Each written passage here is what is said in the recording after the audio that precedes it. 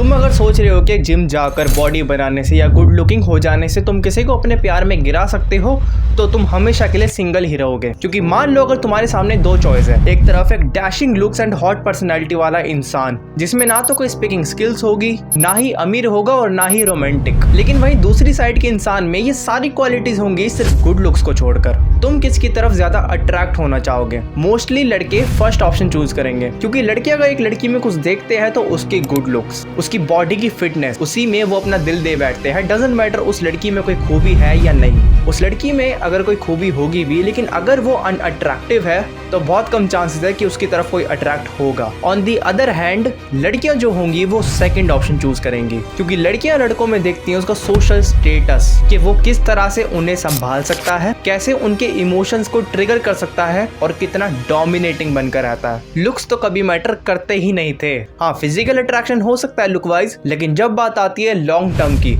शादी के ख्वाब सिर्फ उसी शख्स के साथ देखे जा सकते हैं जिसमें हो इंटेलिजेंस अट्रैक्शन। इसी वजह से तुम देखना कपल्स जिनमें एक अनअट्रैक्टिव होता है तो दूसरा सुपर अट्रैक्टिव। ऐसा कैसे? उसने उसमें ऐसा क्या देख लिया? अगर तुम्हारा जवाब है कि उस बंदे की दौलत या पैसा, तो तुम बिल्कुल गलत हो, क्योंकि ये खेल यहाँ की साइकोलॉजी से खेला जाता है। ऐसी साइकोलॉजी जिसे तुम भी सीख गए तो फर्क नहीं पड़ता तुम अनअट्रैक्टिव हो या attractive, you can attract anyone. तुम भी किसी को अपनी बातों में उलझा सकते हो, पूरे दिन सोचने पर मजबूर कर सकते हो। बस इस वीडियो को एंड तक जरूर देखना, क्योंकि ये वीडियो तुम्हारे लिए लाइफ चेंजिंग हो सकती है। मान लो एक लड़की है जिसको तुम बहुत पसंद करते हो, डेली टेक्स्ट मैसेजेस कॉल्स करते रहते हो, मतलब पूरी तरह से उसके आशिक बने हुए हो, ये सोचकर के एक ना एक दिन वो लड़की भी तुम्हें पसंद करने लगेगी। लेकिन ऐसा कभी होने वाला है नहीं, बल्कि उसकी नजरों में तुम्हारी सेल्फ रिस्पेक्ट की धज्जियां उड़ जाएंगी। ये एक साइकोलॉजिकल फैक्ट है कि तुम जिसको जितना चेज करोगे वो तुमसे उतना ही दूर भागना चाहेगा, चाहे लड़का हो या लड़की। लेकिन इन सब चीजों में लड़के तो सबसे ज्यादा आगे है, इसलिए कोई लड़की तुमको भाव नहीं देती, और अगर भाव देती भी है तो तुम्हारी जोक्स या फ्लर्टिंग पर हंस देगी।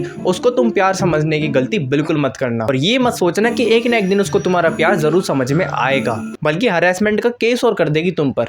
सेकेंडली, हर लड़की के डीएम में जाकर हाय हेलो लिखना, मतलब जो भी लड़की तुम्हारी इंस्टाग्राम की फीड पर आ रही है उस पर तुम्हारा नेशनल क्रश बन जाता है। ऐसे करने से तुम किसी मूवी के हीरो नहीं बन जाओगे, बल्कि एक क्रीपी इंसान लगोगे, चाहे शक्ल तुम्हारी जैसी भी हो। समझो इस बात को कि स्टार्टिंग फेज से ही लड़कियां उन लड़कों को अपना पार्टनर चूज करते आई हैं जिनकी कुछ सेल्फ वैल्यूज हो, जिनकी अटेंशन मिल पाना मुश्किल होती है, क्योंकि इंसानी दिमाग हमेशा उसी को ज्यादा चेज करता है जो उसे आसानी से मिल नहीं सकता। जैसे कि कोई प्रोडक्ट जिसकी वैल्यू और प्राइस बहुत ज्यादा है, तुमको ऑटोमेटिकली पसंद आने लगेगा, क्योंकि वो मिल पाना तुम्हारे लिए मुश्किल होता है। लेकिन तुम क्या करते हो? किसी को फ्री की अटेंशन बांट देते हो, जितनी उसको चाहिए भी नहीं होती है। तुम जिसको जितना अटेंशन दोगे उसकी नजर में तुम्हारी वैल्यू और कम होती जाएगी। लेकिन ऐसा भी नहीं है कि तुम एकदम ही सिग्मा या फिर सख्त लौंडे बन करके बैठ जाओ, बात ही ना करो। उसके लिए तुमको सीखनी पड़ेगी सोशल स्किल्स। अभी तक हमने जाना कि क्या नहीं करना चाहिए, लेकिन अब हम जानेंगे कि क्या करना चाहिए। ये जो 4 पॉइंट्स मैं तुमको बताने वाला हूँ, अगर तुमने इन सब को अपने अंदर डेवलप कर लिया तो तुम एक अलग ही पर्सनालिटी बनकर आओगे। बस कोई भी पॉइंट स्किप मत कर देना, स्पेशली 4th पॉइंट को तो बिल्कुल भी नहीं।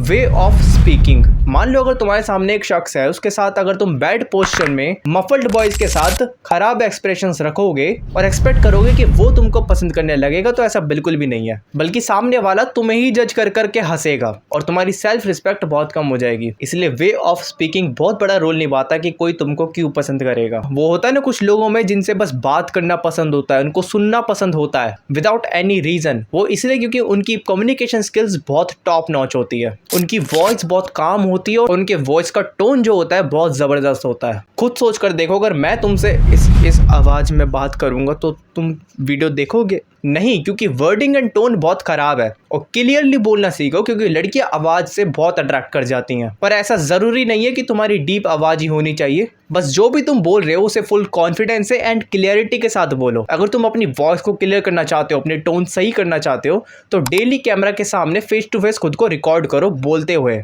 और रिकॉर्ड करी हुई वीडियो को देखो कि ऐसे कौन से वर्ड्स हैं जो तुम क्लियरली नहीं बोल पा रहे हो, और उनकी प्रैक्टिस करो। डेली अगर 10 से 15 मिनट भी करोगे तो तुम्हारी आदत बनने लगेगी। लेकिन अगर ये सीख भी लिया तो सोशली कॉन्फिडेंस कहाँ से लाओगे? देखो, अगर तुम कॉन्फिडेंस का मतलब ये समझ रहे हो कि जो मन में आए बोल दो, इधर से उधर कूदते फिरो, अपना रोब जमाओ, तो ऐसे करने से तुम सिर्फ छपरी बन जाओगे। कॉन्फिडेंस निखर के आता है पॉजिटिविटी से, कि तुम अपने आसपास के एनवायरनमेंट में कितनी पॉजिटिविटी स्प्रेड कर रहे हो। लेकिन अगर तुम गाली गलौज करके किसी को नीचा दिखाकर सख्त एंड मिस्टीरियस बनने का ट्राई करोगे तो एक हाई क्लास वुमेन तुम्हारी तरफ झांकेगी भी नहीं। इसलिए जितना हो सके एक इंसान बनने की कोशिश करो, जानवर नहीं। एक ऐसे शख्स बनो जो रोते हुए इंसान को भी हंसा सके, जिसमें अगर तुम्हारा सेंस ऑफ ह्यूमर अच्छा है तो तुम अट्रैक्शन की मैग्नेट बन जाओगे। सेंस ऑफ ह्यूमर एक ऐसा अट्रैक्शन है जिसको अगर तुमने सीख लिया तो लोग तुमसे बार बार मिलना चाहेंगे।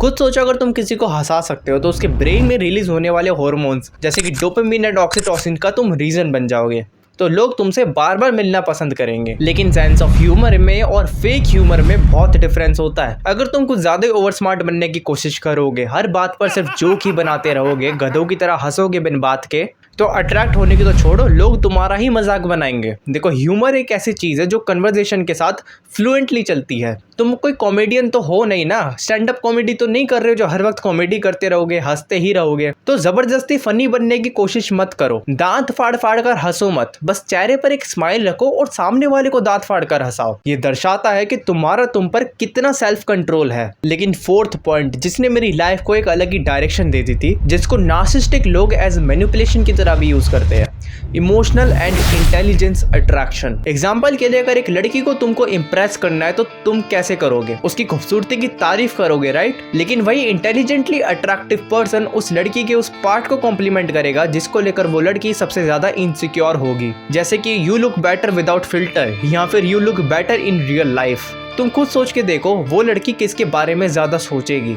बल्कि वो सोचने पर मजबूर हो जाएगी कि इस लड़के को ऐसा क्या दिख गया मुझे रियल लाइफ में देखने के बाद। इसे रिवर्स साइकोलॉजी और सेपियोसेक्सुअलिटी भी कहा जाता है कि कोई शख्स कितना समझदार है और उसकी being different, the way they talk and the way they manipulate people जैसी qualities is the reason of their attraction. अगर तुम चाहते हो ऐसी और मैनिपुलेशन टेक्निक्स पर मैं वीडियोस बनाऊं तो सब्सक्राइब कर लो, और हो सके तो इस वीडियो को दोबारा देखो, एक एक पॉइंट ध्यान से समझो। लेकिन अगर तुम डरते हो कि कोई शख्स तुमसे बोर होकर तुम्हें छोड़ना दे, तो मेरी ये वाली वीडियो देख लो, बहुत हेल्प करेगी।